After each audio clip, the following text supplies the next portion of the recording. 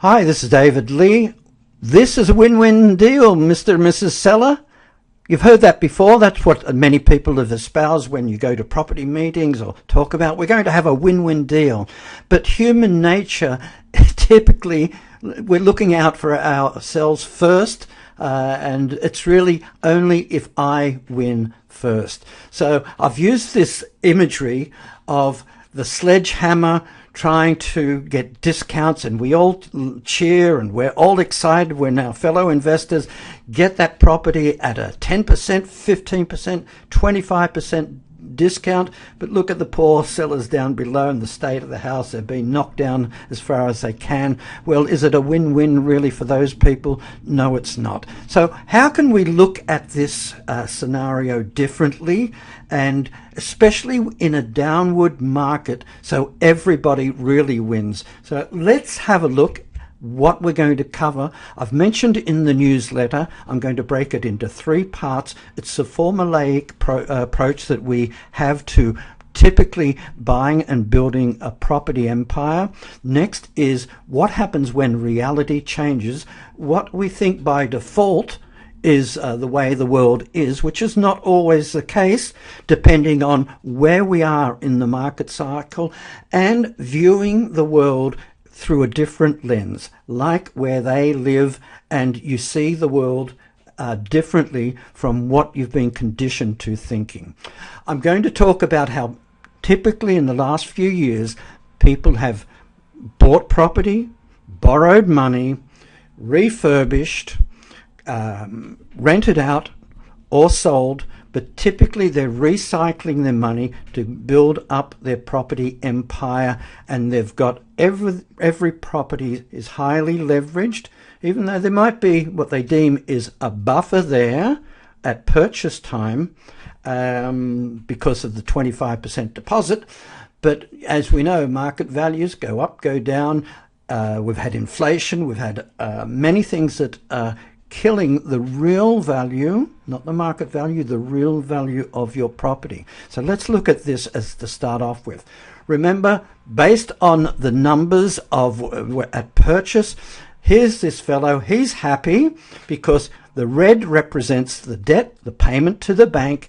The green represents the income from the property portfolio that he's built up. So you see, he's got good cash flow coming into him.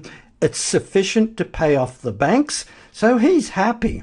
But we know the world changes, the markets move up and move down.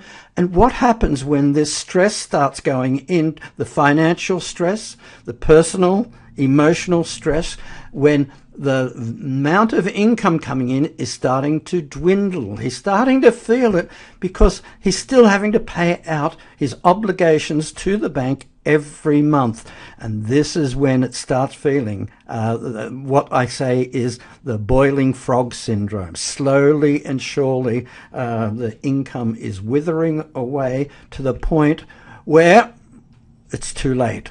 There's no income coming from the properties. With an economy where people are losing their jobs, the businesses are closing, people are staying inside the properties because they're instructed by council to do so. We've got the Renters' Rights Act.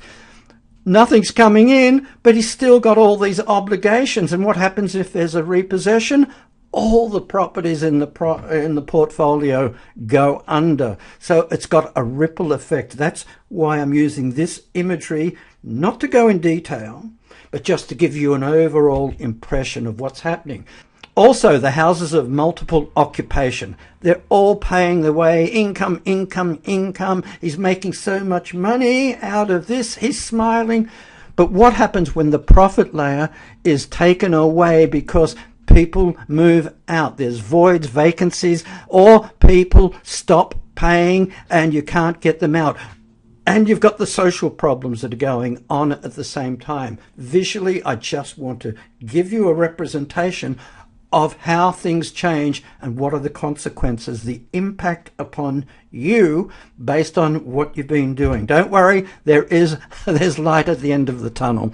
Now, the next one was the imagery of the stereotypical thinking.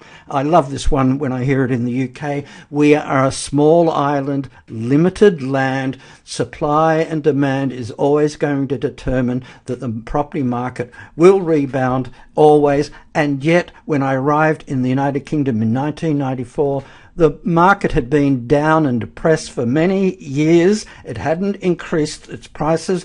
It was only when I saw the labour market starting to pick up that I knew the property market would follow afterwards, so I could see the trend. In the last financial crisis, banks were lending money not at 3.5 times or 4.5 times. They went up to 6 and 7 times. Today, it's even going up to 9, 10, 12 times. And they're also doing, some banks, not all, 100% loan to value. Well, they were doing all these liar loans back then. So I could see the writing on the wall. People accepted this as being the norm. You find the masses accustomed typically to what everybody else is seeing and doing at that moment in time. They don't have a perspective on what is a result of all this. And one of the things they'll talk about market value. Remember at the beginning, below market value. Well, what is market value?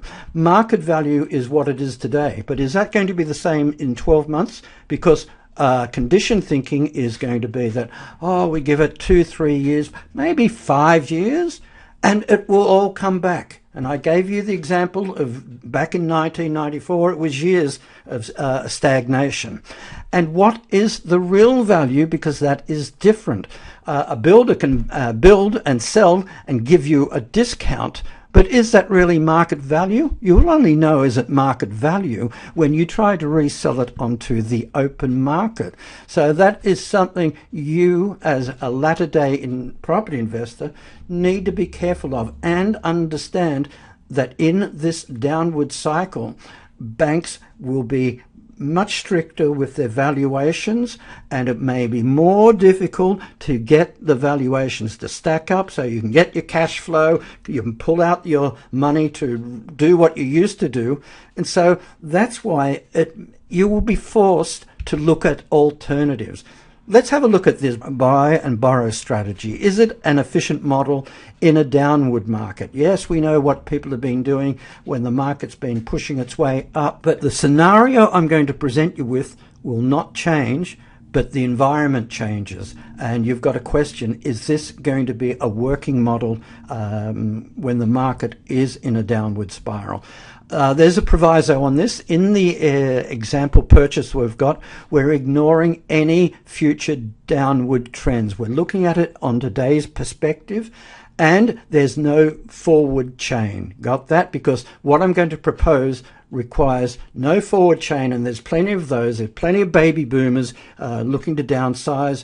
There's people that have houses in poor condition that just want to get out. They don't have the funds to improve the house. So there's different scenarios where you can get a house with no forward chain and different circumstances to how you can still profit. Because I want you to, with these different glasses that you're going to wear, just like in the movie They Live, you're going to see things differently based on what I'm explaining. So that's what you're used to. You've taken the glasses off and you see like everybody else.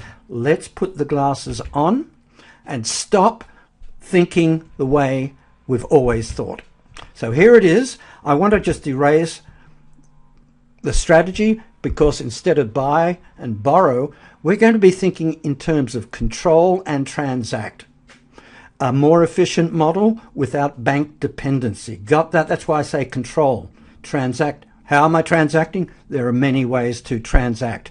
So let's just erase here, down there. I want us to concentrate on what we were doing previously and focus on what it is we're looking at. We were looking for that discount. Remember the sledgehammer discount? because we needed that. Why did we need such a big discount? In fact, that may not even be enough for our purposes, because we've got all these expenses. We've got the mortgage, we've got the stamp duty, land tax. So are we really making a profit up front? Well, on paper, but we're pulling more money out of our pocket to get into this deal. So is it efficient from the investor's point of view?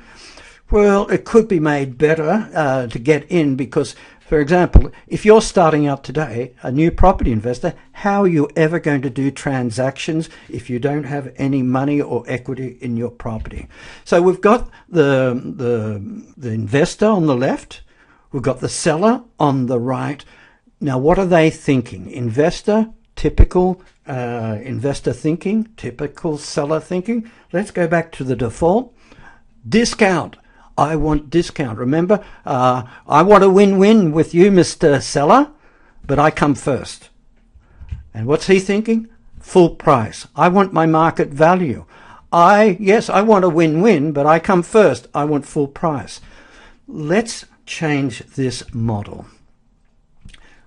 What would it be if we asked this question to the seller? What would you like to see happen? We already know the answer. And if we could think in terms of the investor, what would he like to see happen? But he doesn't know that. Wouldn't he like to see all these expenses erased if he didn't have to? Therefore, he wouldn't have to be asking 15, 20, 25% discount, because he's just looking to cover his costs that he knows he's going to have to pay to the government, and also on behalf of the mortgage he's going to get, which is going to put him in the red starting off on day one. It's down the track he's looking to pull out his money. So what would you like to see happen? This is where I talk about control. This is where I've been telling property investors over the last 12 months how to look at things differently, and typically they just cannot see any different. They can only do the only way they know how. When I do mention about some of the things I discuss, they think, oh, that sounds like a lease option. Well, I say to them, what if we were able to control and transact property, and we just used contracts alone? We didn't have any rental agreements in there. We could do it for a short period of time, typically a few months. If you're trying to refurbish a property, you don't get any financing, and you may get somebody to come in and do the work because they've got a financial interest to benefit, but you're the middleman controlling the transaction, because you know how to put the paperwork together with the legal solicitor involved. You also know how to communicate between sellers, buyers. Put yourself in the middle, and you get a benefit from the transaction. You could also do it for a longer period of time, where you've got people moving into the property, combination of making payments under a contract arrangement. They could be fixing the house that they're living in, improving the value. These are the alternatives. What I'm going to suggest is that if this interests you, I've explained in more detail in the series how these pieces fit together, so that you don't go back into a default way of thinking. You can look at the world with a different lens and decide if it's not too late for you to start getting involved with things like how to control a house on a £1 deposit with no mortgage needed. It's a free sign up. There's a free series, audio, video, text, and you can follow the series. So thanks very much, and I'll speak to you in my next video.